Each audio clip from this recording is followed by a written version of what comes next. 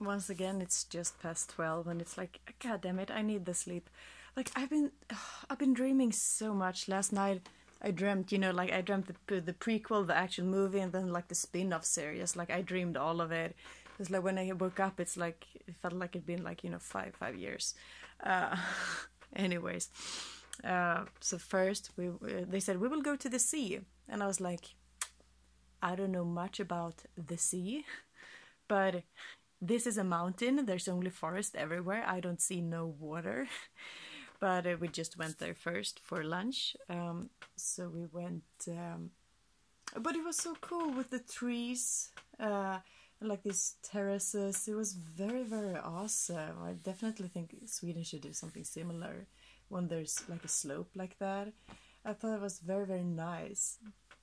And then it was so funny because I said it on top of the onigiri. I was like, is that an insect? Because it did really look like a larvae, especially when the lid was like closed. And I was like, I'm not gonna eat larvae, like no. And she's like, no, it's this plant. And then they had like a picture of the plant. I was like, okay, then I will take the onigiri, please.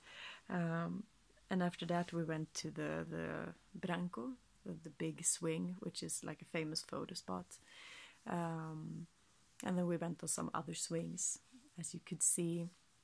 So it was fun. It was very, very pretty, but it was actually quite windy. It was actually a little bit cold. Then we went to the Moon Cafe, and I took the acai bowl because I was like, acai, a long time ago. There was no acai in it. I was like, guys, because it was like a Taiwan something cafe.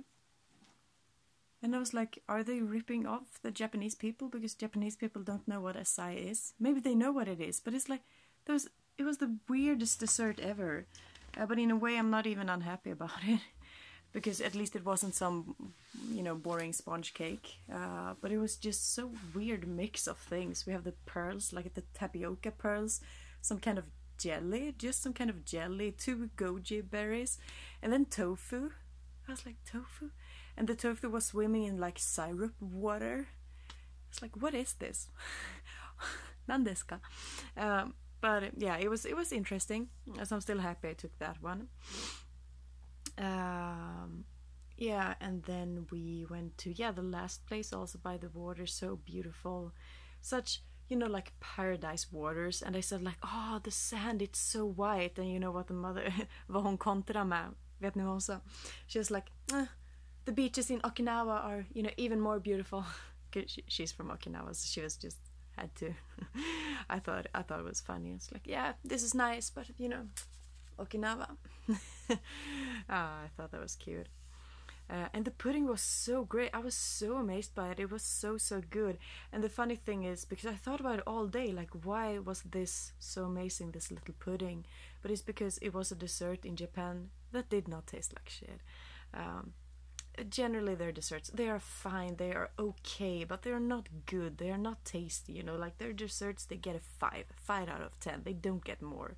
Because like the ice cream I ate for dinner today, it's like, it's okay, but it's not, it's not, I was gonna say tasty, but often it's just not that good. But that pudding actually was like, 8.7 at least. And they make their own salt like at that place as well, so that was very cool. So I was like, that's why I was so obsessed with it, because this was the first real like pudding, which was like actual pudding, not some kind of fake thing they try. But anything that contains like milk or any like those product or cheese, like tiramisu, when you need the mascarpone, they can't do that here in Japan. I'm sorry, Japan.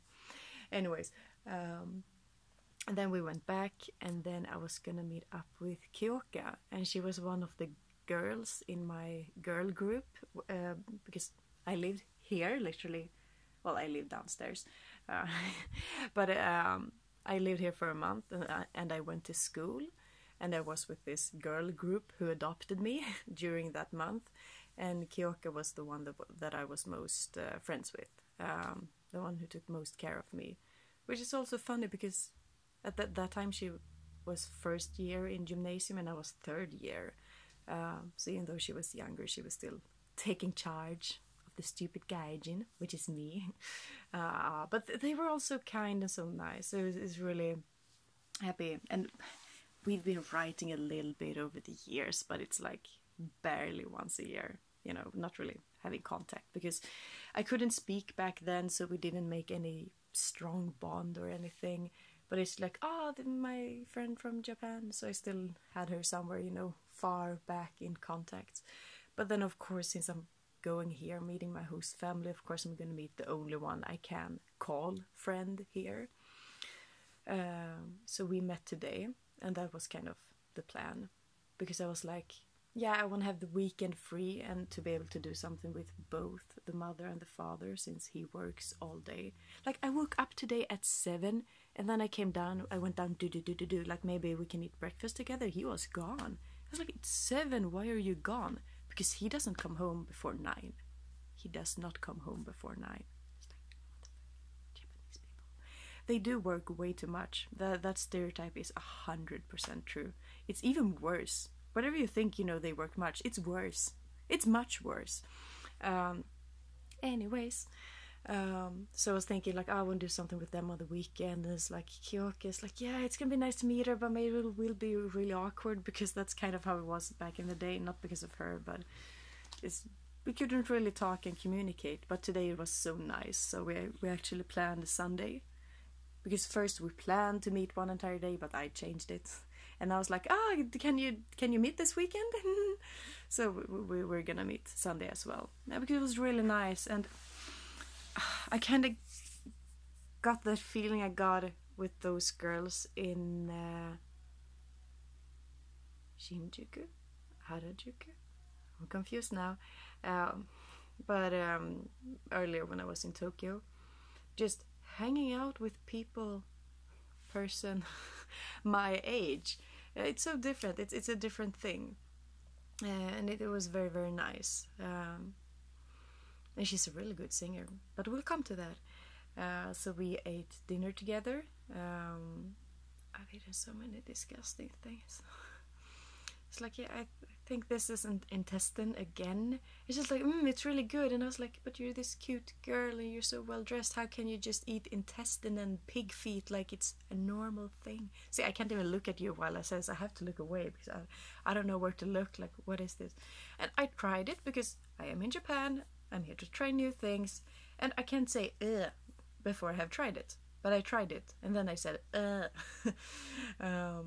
but she ate it instead, so she was happy and I didn't have to eat it. So I guess we both win. But it's just like, I don't want to think about the intestine thing. Let's move on, okay? Because I'm gonna throw up. I cannot think about these things because if I think about it too much, I will vomit. So let's move on. So I don't know if the dinner all in all was worth that much money, but technically it wasn't. Okay, it was expensive. But it was many small dishes and yada yada yada. And we had a lot of them.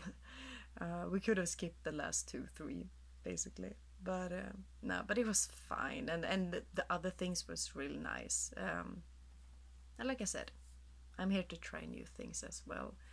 And it's also, I have not seen her for 7 years. And I said it to her and she was like, no. And I was like, 2016, so 2017, 18, 19, 20, 21, 22, 23. So we have not seen each other for 7 years. So the money for the dinner can definitely be worth it, you know.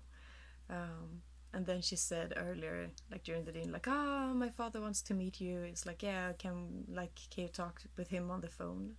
And I was like, yeah, sure.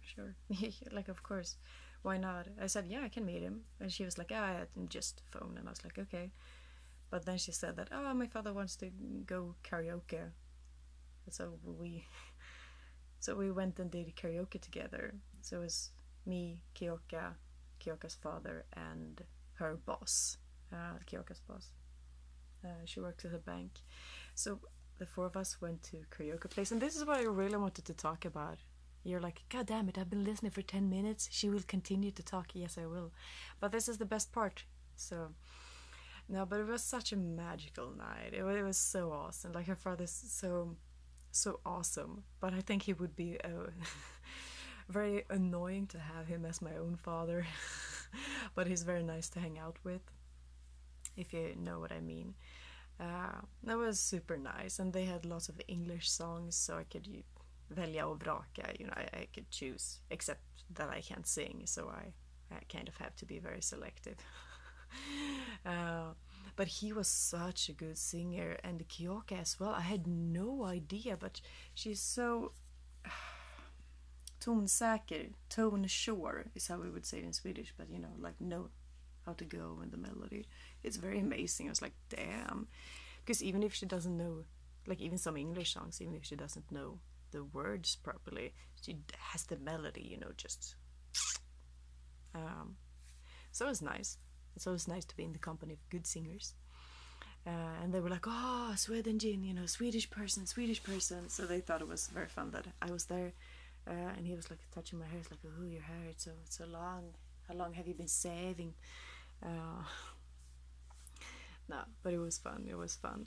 And I really love this karaoke place. I loved it because this was kind of perfect for me, I think. Because sometimes you can have your own booth where you go like into a room, and then it's only the people you came with, and that would be kind of too much for me. I think it would be too intense in a way, but it's not like when I and Matilda were in Cyprus, because then we were like 100 people that could hear us sing karaoke, and it's like, okay, that's too many. So this was super nice. I think it was our big seating group here, then to the left like a much bigger seating group, and then like the bar where some people could sit down, and that was it.